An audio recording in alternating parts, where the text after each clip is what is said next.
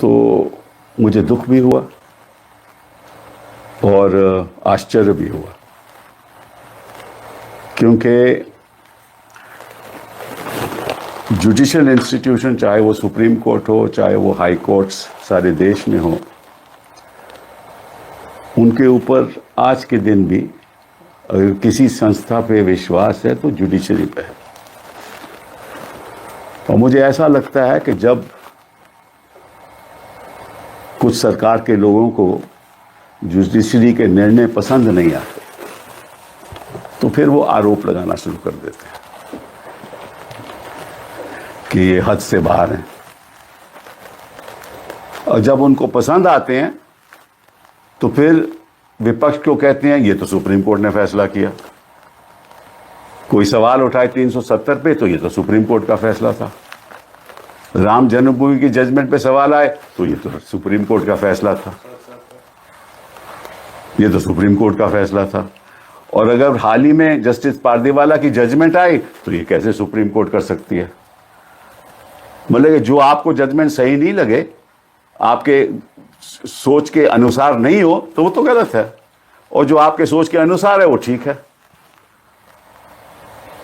और एक constitutional functionary को ऐसी बात कहनी मैं समझता हूं उचित नहीं है। मैं उनका बड़ा आदर करता हूं, लेकिन आपने कह दिया कि article 142 is nuclear fissile material, nuclear missile. ये कैसे कह सकते हैं आप? आपको मालूम है कि आर्टिकल 142 के द्वारा सुप्रीम कोर्ट को संविधान ने यह हक दिया है। ये कोई सी सरकार ने हक नहीं दिया, संविधान ने हक दिया है टू डू कंप्लीट जस्टिस। पहली बात ये। दूसरी बात, और ये मैं देश की जनता को बताना चाहता हूं कि president of India is a titular head.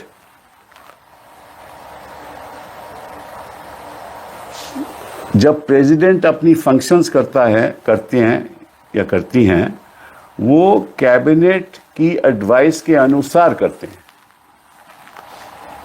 The President acts on the aid and advice of the Council of Ministers.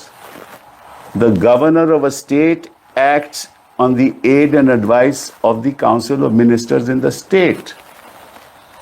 कि अगर कोई विधेयक पारित होता है तो गवर्नर के पास जाता है। गवर्नर, संविधान ने हक दिया है, गवर्नर कमेंट्स करके वापस भेज सकता है विधेयक को, और फिर अगर दोबारा पास कर दे लेजिस्लेचर, असेंबली पास कर दे, तो गवर्नर को साइन करना पड़ता है, ये संविधान कहती है। गवर्नर ये भी कर सकता है कि कोई विधेयक हो वो प्रेसिडेंट को भेज दे अपने कमेंट के साथ कि मुझे ये सही नहीं लगता। और प्रेसिडेंट अपने व्यक्तिगत अनुसार कुछ नहीं करती। President acts on the aid and advice of the council of ministers. वो बात सरकार, केंद्र सरकार पे जाती है, केंद्र सरकार के काउंसिल ऑफ मिनिस्टर्स पे जाती है। वो एडवाइस करते हैं प्रेसिडेंट को कि क्या करना है। ये प्रेसिडेंट का व्यक्तिगत हक नहीं है, ये धनखड़ जी को मालूम होना चाहिए। उन्होंने कहा कि आप प्रेसिडेंट की पावर को कैसे कंट्रोल कर सकते हो। भाई कौन कर रहा है प्रेसिडेंट की पावर को कंट्रोल? मैं उदाहरण के तौर से आपको बताना चाहता हूं कि गवर्नर के पास विधेयक जाए और वो 2 साल वहां पड़ा रहे, वो अहम विधेयक हो कि जिसकी जनता के प्रति कई चीजें करनी हो, तो गवर्नर क्या बैठ सकता है? 2 साल बैठ सकता है उस मामले में, और कोर्ट को कोई अधिकार नहीं है कुछ करने का। This is in fact an intrusion on the supremacy of the legislature. ये तो उल्टी बात है।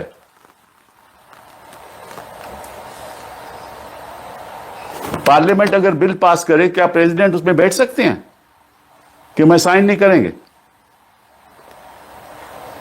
और अगर साइन नहीं करें तो किसी को अधिकार है कि नहीं कि भैया ये ऐसा अहम बिल है, कोई टेररिज्म पे बिल पास हो या किसी और चीज पे बिल पास हो, प्रेसिडेंट ये तो नहीं कह सकता मैं साइन नहीं करते। हाँ, कमेंट्स लेके वापस भेज सकते हैं, दोबारा पास हो, president has to sign.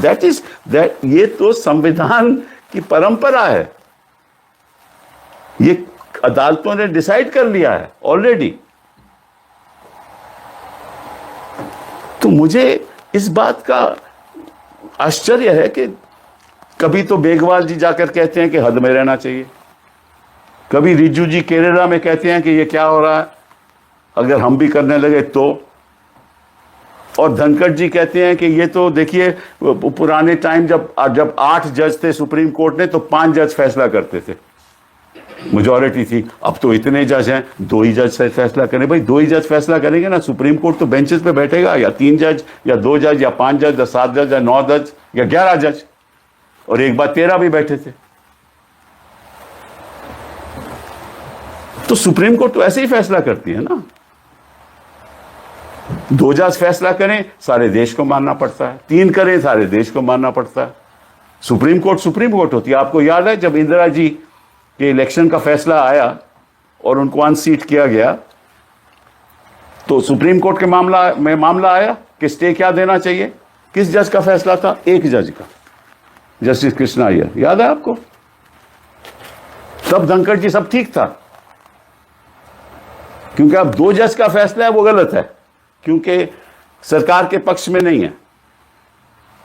But Krishna Iyer का फैसला बिल्कुल ठीक था, वो तो एक जज थे। तो ये किस किस्म की बातें हो रही हैं पब्लिक डोमेन में? मुझे तो, मैं सोच भी नहीं सकता। आपको मालूम है और सब देश को मालूम है कि जो हमारी लोकसभा है, जो स्पीकर की चेयर होती है वो बीच में होती है। एक तरफ ट्रेजरी बेंचेस, दूसरी तरफ विपक्ष, और उनको कहते हैं speaker of the house, not speaker of one party, speaker of the house. और वो वोट भी नहीं करते किसी बिल पे। वोट तभी होती है जब टाई हो। उस सिचुएशन में the speaker can, but he may vote on any side. यही मामला अपर हाउस का है। You are equidistance between the opposition and the ruling party, and everything that you say must be equidistant from that. No chairman, no speaker can be the spokesperson of a party. ये तो नहीं हो सकता ना। मैं ये नहीं कहता कि ये हैं, but no speaker in principle can be the spokesperson of any party. और अगर ऐसा लगता है तो फिर वो चेयर की गरिमा कम हो जाती है। हम तो चाहते हैं कि निष्पक्ष तरीके से काम हो। अभी धनखड़ जी कहते हैं देखिए इतनी डिसरप्शन होता है पार्लियामेंट में। वो मुझे याद है सुषमा स्वराज जी जब और अरुण जेटली जी जब डिसरप्शन करते थे तब तो किसी को तकलीफ नहीं थी। तब तो जेटली साहब कहते हैं this is part of parliamentary practice. ये तो मतलब कि देखिए ऐसा है, जब आपके प्रेसिडेंट जी स्पीच पढ़ती हैं पार्लियामेंट में शुरुआत के सेशन में, तो स्पीच कौन लिखता है? प्रेसिडेंट लिखता है या लिखती हैं? स्पीच तो कैबिनेट लिखती है ना, काउंसिल ऑफ मिनिस्टर्स पास करते हैं ना। जो भी वक्तव्य देना हो एज अ गवर्नमेंट, हर चीज पे साइन प्रेसिडेंट का होता है, लेकिन फैसला काउंसिल ऑफ मिनिस्टर्स का होता है। ये हमारा सिस्टम ऑफ गवर्नेंस है। अगर आपको कोई तकलीफ भी है किसी फैसले से तो उसको रिव्यू कीजिए। उसकी रिव्यू एक तरीका है ना, रिव्यू डालिए। अगर रिव्यू ठीक नहीं होता तो आगे भी हो सकता है। और अगर आपको लगता है कि इसमें बड़े कोई प्रॉब्लम्स आ जाएंगी तो आर्टिकल 143 के अंतर्गत आप एडवाइजरी ओपिनियन ले लीजिए सुप्रीम कोर्ट से। एडवाइजरी ओपिनियन ले लीजिए सुप्रीम कोर्ट से, ये भी आपको रास्ता है। और अगर इनके पास तो बड़े वकील, ऐसे काबिल वकील है, हम बता देंगे इनको क्या करना क्या नहीं चाहिए। लेकिन एक ऐसा वक्तव्य देना कि अब article 142 is nuclear missile. What was a nuclear missile was नोटबंदी, नॉट 142। कि आपने सारी समस्या खत्म कर दी लोगों की आर्थिक समस्या में, गरीब लोग के पास पैसा नहीं रहा, तब तो कोई तकलीफ नहीं किसी को हुई।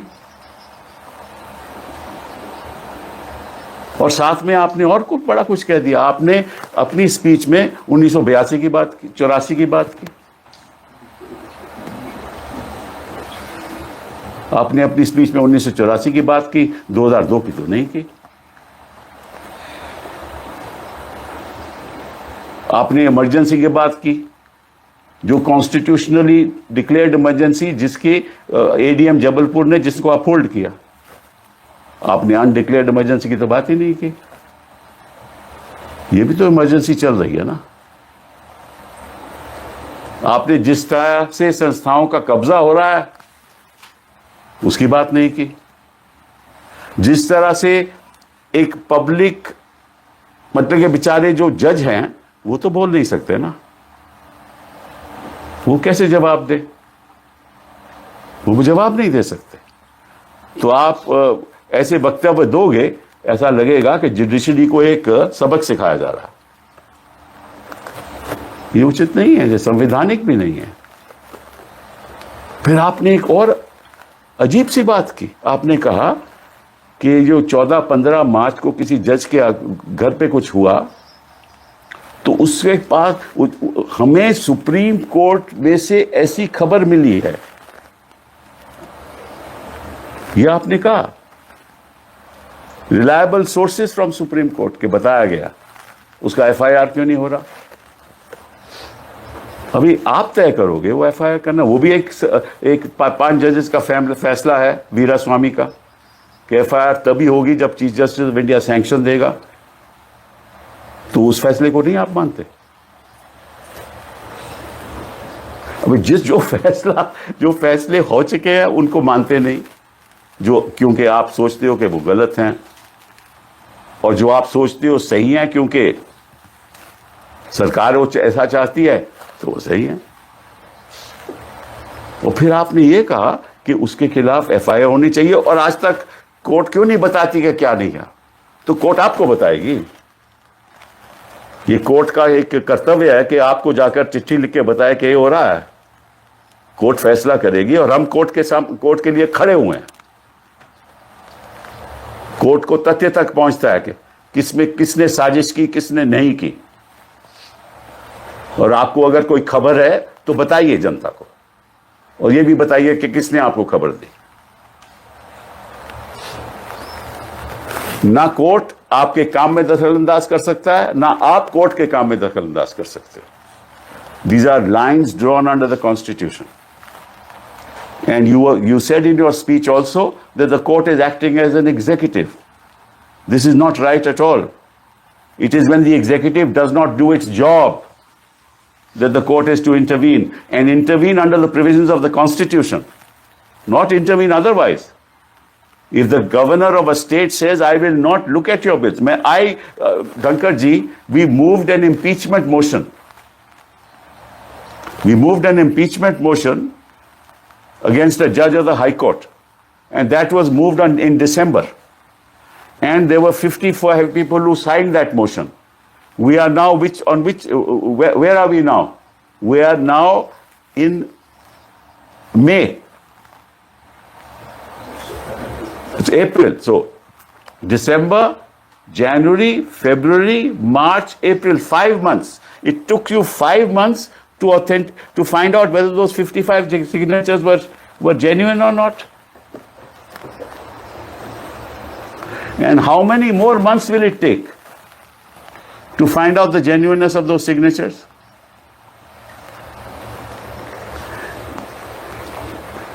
And if you don't sign, if you don't authenticate the signature, don't find out the genuineness of the signatures, that means the motion can't be moved, which is a right given under the Constitution to us.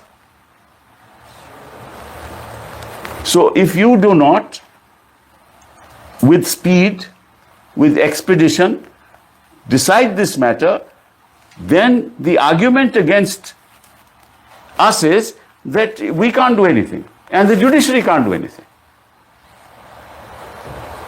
Is that acceptable? And if the governor does not decide and doesn't clear the bill for 6 months, 8 months, 1 year, that means the judiciary can't do anything. Means if the executive does not act, the judiciary can't do anything. If there is a sewage stuff running through a colony and there is a direction by the government that isko cover kijiye, and you don't cover it for 2 years, you have to go to the judiciary and get a mandamus, no? If your buses are plying in the city and the pollution levels are so high, then the judiciary has to intervene and stop all this. Don't allow these buses from Noida, from other places to come in. If Diwali crackers are there which are not allowing children to breathe, what else will the judiciary do when you don't do anything? If the executive doesn't do its job, the judiciary must intervene. That's the right of the judiciary. That's the obligation of the judiciary. And they are performing the functions on behalf of the citizens of India. And we are all sitting there in parliament to do things for the citizens of India. And if you don't do them, the court will give you a mandamus. And if the farm laws are bad, the court will say you cannot implement them. And if sedition is bad as an offense, the court will say stay, no more sedition cases. And you say no FIR should be filed? Why did you not say this when someone else in the Supreme Court there was a delegation against that person? Why did you not say that? Why don't you file an FIR? I'm not saying allegations was right or wrong, but judiciary said there was nothing in it, so nothing happened. Why did you not question that?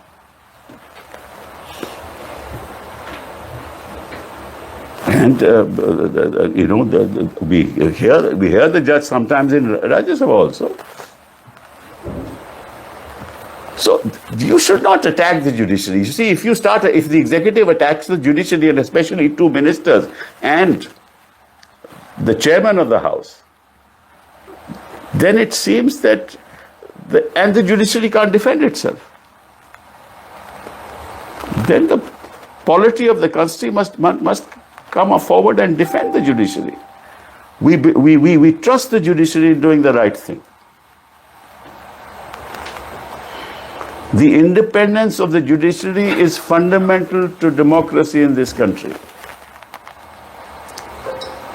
Without that, all our rights are in danger, as they already are. बच्चों को जब 5-5 साल jail में रखते हैं तब तो किसी की आवाज नहीं उठती. महिलाओं को 5-5 साल जेल में रखते हैं तब तो आपकी आवाज नहीं उठती. जर्नलिस्ट को अंदर कर देते हैं बिला वजह तब तो आप कुछ कहते नहीं. आपके जज इलाहाबाद के जब बोलते हैं तब तो आप कुछ कहते नहीं कि एफआईआर क्यों नहीं हुई. जब हाईकोर्ट जज ने कम्युनल स्टेटमेंट दी तब तो आपने नहीं कहा. You never said that. Then Justice Yadav made those statements in a communal appeal within the premises of the High Court. Why did you not say FIR should be filed? And why should you talk about 1984 and emergency? It seems that you talk about only those events when the Congress was in power. ऐसा मुझे लगता है. Because 2014 के बाद तो मतलब कि यहाँ तो दूध की नदियां बह रही हैं इस देश में. उसमें हम सब लोग नहा रहे हैं. ये गलत है. ये संवैधानिक नहीं है. ये गलत है. What is being done is unconstitutional, because I have seen Parliament for a long time. And I know the history of Parliament for a long time, including my respected chairman of the House. I have never seen any chairman of the House make political statements of this nature. Even BJP chairman in the past. मेरी आपका तो discretion है कि किसको बोलने दो, किसको नहीं बोलने दो, किसका माइक बंद कर दो, किसका नहीं बंद. उसमें तो कुछ कर ही नहीं सकते, क्योंकि वो तो आपका इंटरनल मैटर है. तो जब जो जुडिशरी का इंटरनल मैटर है वो इंटरनल रहने दो. जो आपका इंटरनल मैटर है हम we respect you for that. वो इंटरनल ही रहेगा. बट ये मत करो, क्योंकि जज कुछ कह नहीं सकते. बोल नहीं सकते।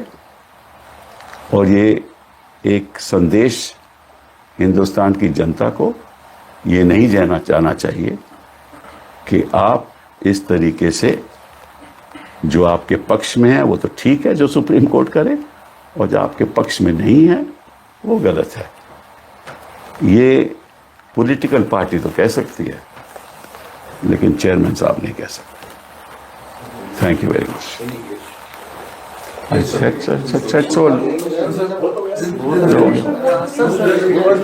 just disturb it in English. I already said everything in English. वो काट लेना ना। I can say. Question. I know you don't take questions, but ये बात कर रहे हैं कि. One second. Let me state in English also. Yeah. Yes. Okay. This morning when I read the newspapers, all of them were full of the erudite speech of the chairman of the Rajya Sabha, who made very serious allegations, not only in respect of a recent judgment of the Supreme Court, but also in relation to an incident that happened on the 14th and 15th of March. Allegedly, in relation to some video that was circulated in the outhouse of a judge. Now, as far as the judgment of the Supreme Court is concerned, it is unfortunate that the chairman of the House thought that this is an interference in the powers of the president. In fact, that is not the constitutional position. The president only acts on the aid and advice of the Council of Ministers. The president doesn't have any individual powers to return a bill or to accept a bill. And similarly, in states, it's the governor who acts on the aid and advice of the Council of Ministers, except to the extent in which the Constitution gives rights to the governor to act in his own discretion. That's the order, that's the law of the Supreme Court. But in matters of bills, the Constitution says when a legislature of a state passes a bill, the governor has to either agree or to send back the bill for comments after giving his comments. And if the legislature then passes it, then the Constitution says he has to sign. He can also reserve the bill for the make their comments and send the bill back, and then if the state legislature passes it, then they pass it. That's the scheme of the Constitution in violation, and that Article 142 has become a nuclear missile. Under Article 143(5) of the Constitution, Supreme Court has been given the responsibility to interpret the Constitution. And what is unfortunate, and which is I'm seeing recently, that when the judgment is in favor of the establishment, then you say, Supreme Court has decided. So you have to accept. This happened in 370. If somebody criticized, what Supreme Court has said. It happened in Ram Janambhoomi, when people question that judgment, but Supreme Court has decided. But when it comes to this judgment, recent judgment of Justice Pardiwala and Justice Mahadevan, how can Supreme Court do this? So you can't have it both ways. Supreme Court decides, there are ways to challenge it. You seek a review. There are other remedies. You can have a reference under 143 by the cabinet, by the Council of Ministers. It's called President's reference. But that reference is also on the aid and advice of Council of Ministers. And seek an opinion of the Supreme Court. But you can't castigate judges and judgments like this. And I'm sure that judges are very thoughtful. And remember, judges can't defend themselves in a court of law. You can criticize a judgment on legal grounds, but you can't say that you are acting like the executive, because they are not.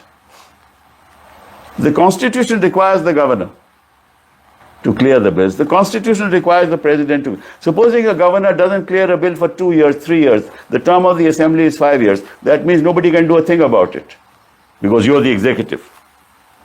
So according to some people, the executive is supreme, and what? The courts must follow the leader.